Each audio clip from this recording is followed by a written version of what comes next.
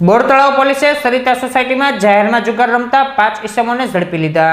Bortalav police મથકનો staff પેટ્રોલિંગમાં હતો તે વેળાએ બાતમી મળી હતી કે સરિતા સોસાયટીમાં અમુક ઇસમો જાહેરમાં જુગાર રમી રહ્યા છે।